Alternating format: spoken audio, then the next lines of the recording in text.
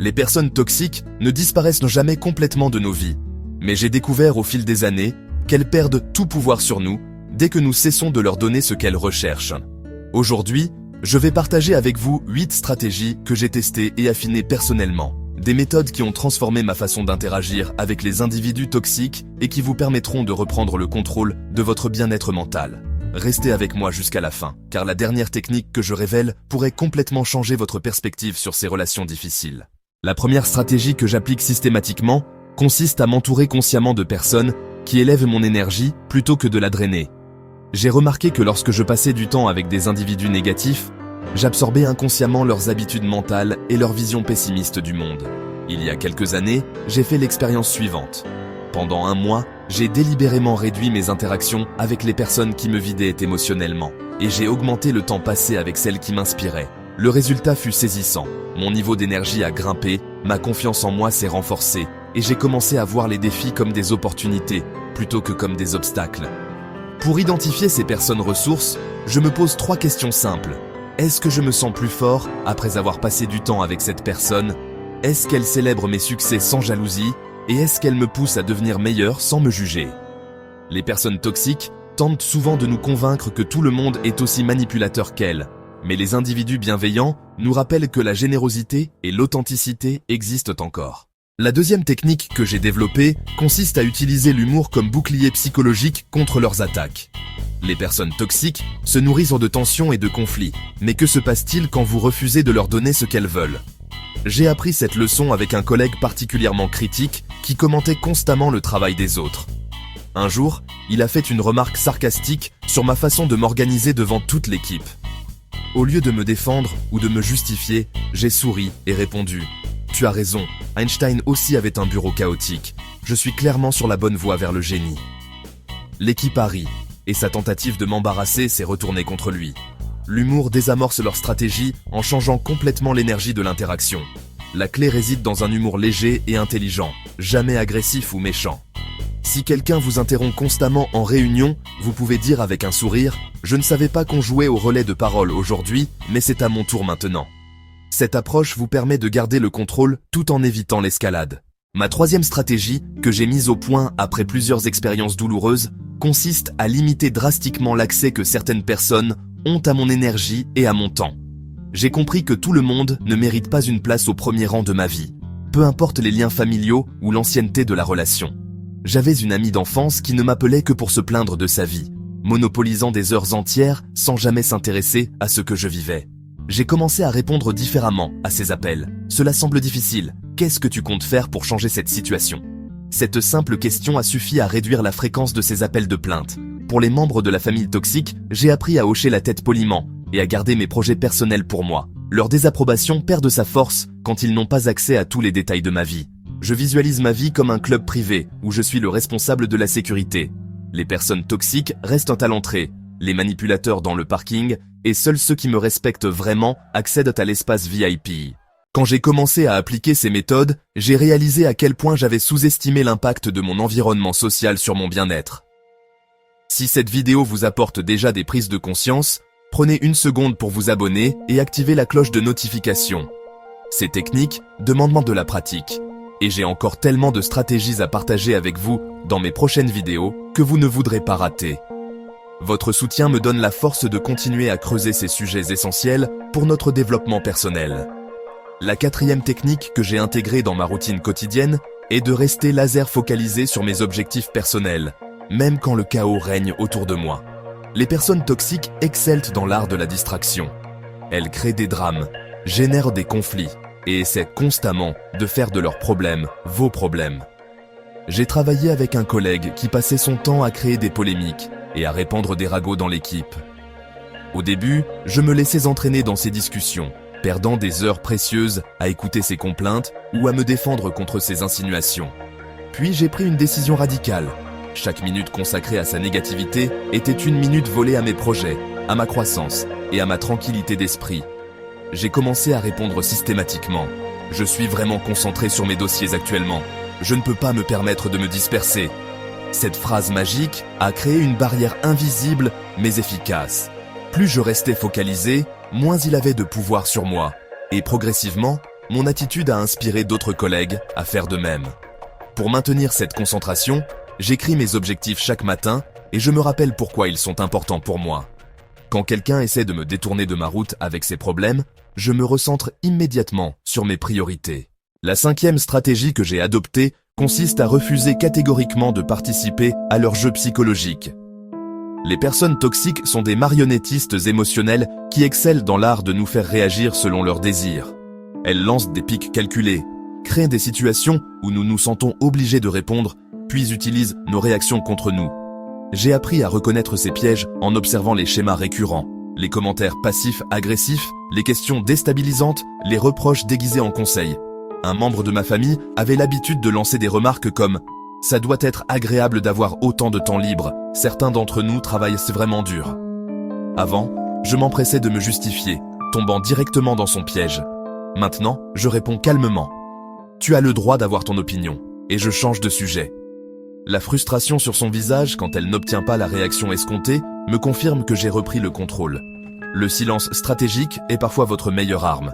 D'autres fois, une réponse neutre comme « c'est intéressant » ou « je vois » suffit à couper court à leur manipulation. L'important est de ne jamais leur donner l'émotion qu'ils cherchent à provoquer. Ma 6e technique repose sur une vérité difficile à accepter. Savoir quand il est temps de tourner la page définitivement. Partir n'est pas un échec, c'est un acte de courage et d'amour envers soi-même. J'ai eu une amie très proche qui était électrisante en société, mais épuisante en privé. Chaque conversation tournait autour de ses problèmes, de ses besoins, de ses drames. Quand j'évoquais mes propres difficultés, elle les minimisait ou les transformait en compétition. Le déclic s'est produit lors d'une période difficile de ma vie où j'avais vraiment besoin de soutien. Sa réponse a été « Ça a l'air compliqué, mais moi aussi je traverse des moments difficiles en ce moment ». Ce jour-là, j'ai compris qu'elle n'était pas toxique par méchanceté, mais par incapacité fondamentale à se soucier vraiment des autres. J'ai progressivement réduit nos contacts, arrêté de répondre immédiatement à ses messages et laissé notre relation s'estomper naturellement. Le poids qui s'est enlevé de mes épaules m'a confirmé que j'avais pris la bonne décision. Parfois, s'éloigner signifie poser des limites claires. Je ne suis pas disponible pour parler de ce sujet, ou je ne peux plus t'aider avec ce problème. L'éloignement émotionnel est également possible. Continuez à voir la personne occasionnellement tout en arrêtant de laisser ses opinions ou ses comportements vous affecter. La 7e stratégie que j'ai perfectionnée au fil des années consiste à éviter absolument de parler de ces personnes dans leur dos. Les ragots peuvent sembler libérateurs sur le moment, comme un moyen inoffensif d'évacuer la frustration, mais ils maintiennent leur toxicité vivante dans votre esprit. J'ai commis cette erreur avec un collègue particulièrement difficile. Un groupe de nous se retrouvait régulièrement pour échanger nos anecdotes sur ses dernières excentricités. Au début, ces sessions me donnaient l'impression de faire partie d'une équipe soudée, mais j'ai vite réalisé que chaque conversation me laissait plus amer et plus obsédé par son comportement. Le pire, c'est qu'il a fini par découvrir nos discussions et a utilisé cette information pour se poser en victime. J'ai alors décidé de sortir complètement de cette dynamique. Quand mes collègues commençaient à parler de lui, je redirigeais la conversation. Concentrons-nous plutôt sur comment améliorer notre façon de gérer ce type de situation. Si j'avais besoin d'évacuer ma frustration, je le faisais avec mon mentor ou un thérapeute, des personnes qui m'aidaient à analyser la situation constructivement. Cette approche m'a permis de récupérer mon énergie mentale et de préserver mon intégrité. Les ragots vous enchaînent à la toxicité que vous essayez de fuir, tandis que le silence vous en libère. Enfin, la 8e et dernière stratégie que j'ai développée est probablement la plus contre-intuitive. Apprendre à pardonner sans oublier. Le pardon est souvent mal compris, comme un signe de faiblesse ou de naïveté. Mais c'est en réalité l'un des actes les plus puissants que vous puissiez accomplir. Il y a quelques années, un ami très proche a trahi ma confiance en révélant des informations personnelles que je lui avais confiées, déformant même l'histoire pour me présenter sous un jour défavorable. Cette trahison m'a profondément blessé, et j'ai porté cette colère pendant des mois, peut-être même des années. Chaque fois que je pensais à lui ou que j'entendais son nom, la blessure se rouvrait. Un jour, j'ai lu cette phrase qui a tout changé. Le ressentiment, c'est comme boire du poison en espérant que l'autre personne va mourir. J'ai réalisé que pendant qu'il continuait sa vie, j'étais prisonnier de ma propre amertume. J'ai alors pris la décision de lui pardonner, non pas en l'appelant pour me réconcilier, mais en libérant silencieusement cette colère de mon cœur. Ce pardon était un cadeau que je me faisais à moi-même, pas à lui. Mais j'ai gardé précieusement la leçon de cette expérience. Elle m'a appris à mieux choisir mes confidents et à reconnaître les signes de déloyauté. Le pardon m'a permis d'avancer sans amertume. Mais la mémoire de cette trahison me protège de répéter la même erreur. C'est comme une cicatrice. Elle ne vous fait plus souffrir, mais elle vous rappelle ce que vous avez traversé et ce que vous avez appris. Permettez-moi maintenant de partager avec vous 3 stratégies supplémentaires que j'ai découvertes au cours de mes dernières années d'expérimentation personnelle. Des techniques avancées qui vont au-delà de la simple protection pour vous permettre de transformer complètement votre relation avec la toxicité. La 9e technique que j'ai développée consiste à créer ce que j'appelle des zones de décompression mentale après chaque interaction difficile. J'ai remarqué que même après avoir appliqué toutes les stratégies précédentes, je gardais parfois des résidus émotionnels de ces rencontres toxiques. Il m'arrivait de rentrer chez moi après une journée où j'avais dû gérer une personne manipulatrice. Et malgré mes efforts pour rester détaché, une part de leur négativité s'accrochait encore à moi. C'est alors que j'ai mis au point un rituel de purification mentale que j'applique systématiquement. Dès que je quitte un environnement toxique, je prends 5 minutes pour faire un exercice de respiration profonde, visualisant littéralement l'évacuation de toute l'énergie négative que j'aurais pu absorber. J'imagine cette énergie comme une fumée noire que j'expire complètement de mes poumons et de mon esprit. Ensuite, je me recentre sur 3 éléments positifs de ma journée, peu importe leur importance. Cette pratique peut sembler simple, mais elle crée une barrière psychologique claire entre leur monde chaotique et mon espace personnel. J'ai aussi instauré une règle stricte, aucune discussion sur les personnes toxiques de ma journée une fois rentré chez moi. Mon foyer est devenu un sanctuaire où leur influence ne peut pas pénétrer. Cette discipline m'a permis de séparer complètement ma vie professionnelle de ma vie privée, même quand la première était polluée par des individus difficiles. La 10e stratégie que j'ai affinée concerne la maîtrise de ce que j'appelle l'art de l'indifférence constructive. Contrairement à l'indifférence passive qui peut nous rendre vulnérables, l'indifférence constructive est une posture mentale active et stratégique. J'ai appris cette leçon avec un voisin particulièrement agressif qui cherchait constamment la confrontation pour des broutilles. Au début, j'essayais d'être diplomate, puis j'ai tenté l'évitement complet, mais rien ne fonctionnait vraiment. Un jour, j'ai changé radicalement d'approche. Au lieu de le voir comme un problème à résoudre, j'ai commencé à le considérer comme un phénomène météorologique. Vous ne vous mettez pas en colère contre la pluie, vous ajustez simplement votre comportement en conséquence. Quand il venait se plaindre ou créer un conflit, je l'écoutais avec la même attention détachée que j'accorderais au bulletin météo. Je hochais la tête, répondais par des phrases neutres comme « Je comprends votre point de vue » ou « C'est noté ». Puis, je poursuivais mes activités. Cette approche a eu un effet remarquable. Ne recevant plus la réaction émotionnelle qu'il recherchait, il a progressivement cessé de me solliciter. L'indifférence constructive nécessite un entraînement mental constant. Chaque matin, je me répète que les opinions et les comportements des personnes toxiques n'ont aucun impact sur ma valeur personnelle ou mes objectifs. Leurs critiques deviennent comme des commentaires sur la météo. Des informations sans importance émotionnelle. Cette technique m'a libéré d'un poids énorme, car j'ai arrêté de prendre personnellement leurs attaques. La 11e méthode que j'ai mise au point consiste à développer ce que j'appelle l'intelligence émotionnelle préventive. Plutôt que de simplement réagir aux situations toxiques, j'ai appris à les anticiper et à préparer mes réponses à l'avance. J'ai créé un système de classification mentale des différents types de personnes toxiques que je rencontre régulièrement. Il y a le vampire énergétique, qui draine votre vitalité par ses complaintes constantes. Le manipulateur subtil, qui utilise la culpabilisation pour obtenir ce qu'il veut. Le critique destructif, qui démolit systématiquement les idées des autres. Et le créateur de chaos, qui prospère dans le conflit et la confusion. Pour chaque catégorie, j'ai développé des scripts de réponses préparés. Face au vampire énergétique, j'ai mes phrases de redirection. As-tu envisagé de consulter un professionnel pour t'aider avec cette situation? Pour le manipulateur subtil, j'utilise la technique du brouillard. Tu as peut-être raison, suivi d'une ferme réaffirmation de ma position. Avec le critique destructif, j'applique la méthode de l'accusé de réception sans engagement. Merci pour ton retour, je vais y réfléchir. Cette préparation mentale m'évite d'être pris au dépourvu et de réagir émotionnellement sur le moment. Je révise régulièrement ces stratégies, comme un acteur qui répète ses répliques pour qu'elles deviennent automatiques.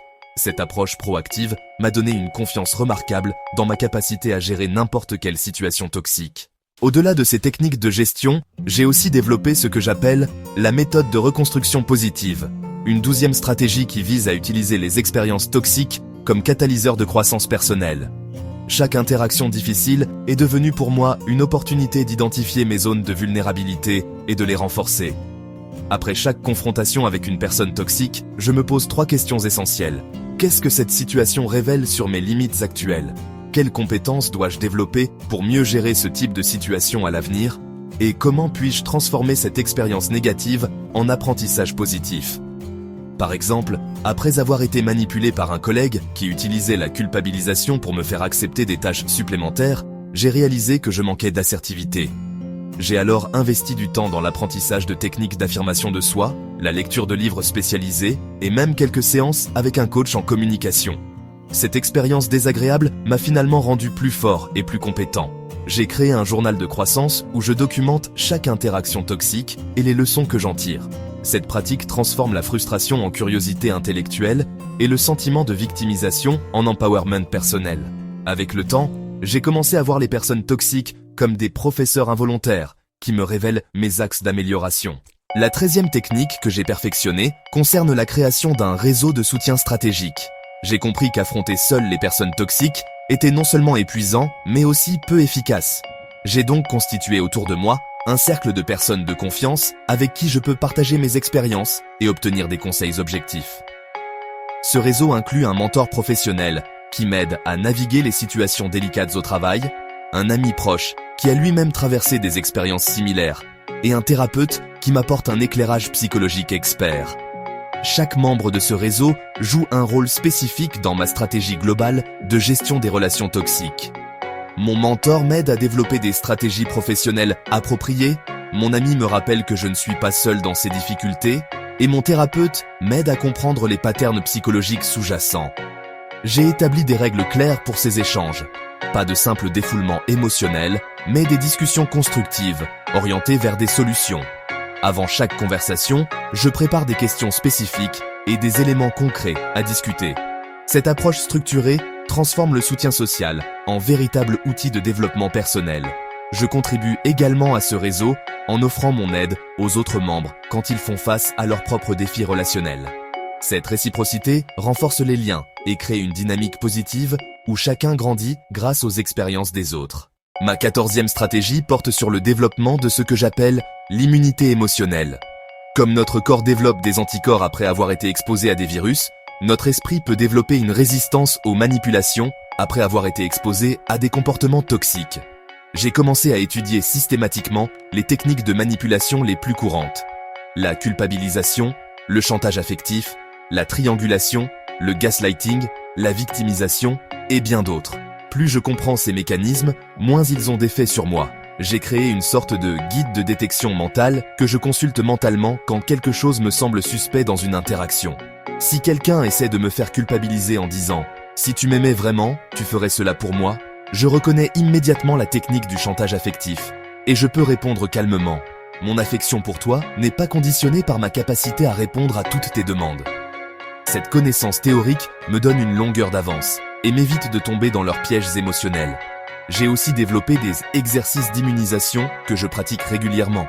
Je visualise différents scénarios de manipulation et je répète mentalement mes réponses appropriées. Cette préparation mentale fonctionne comme un entraînement sportif. Plus je m'exerce, plus mes réflexes deviennent rapides et efficaces. L'immunité émotionnelle ne signifie pas devenir insensible, mais plutôt développer un système de défense sophistiqué qui me protège tout en préservant ma capacité à des relations authentiques. La 15e et dernière stratégie avancée que je veux partager concerne l'art de transformer l'adversité en avantage concurrentiel. J'ai réalisé que les compétences développées pour gérer les personnes toxiques me donnaient un avantage remarquable dans toutes mes autres relations. Ma capacité à rester calme sous pression, à communiquer clairement mes limites, à détecter les manipulations et à maintenir mon équilibre émotionnel même dans l'adversité sont devenus des atouts précieux dans ma vie professionnelle et personnelle. Ces compétences m'ont permis de négocier plus efficacement, de diriger des équipes avec plus d'assurance et de construire des relations plus authentiques et équilibrées. J'ai commencé à voir mes expériences passées avec des personnes toxiques comme un diplôme non officiel en psychologie appliquée. Cette perspective transformatrice a changé ma relation à ces souvenirs douloureux. Au lieu de les voir comme des traumatismes à oublier, je les considère maintenant comme des investissements dans mon développement personnel. Je partage maintenant ces compétences avec d'autres personnes qui traversent des situations similaires, créant ainsi un cercle vertueux où mes expériences difficiles deviennent utiles pour aider autrui.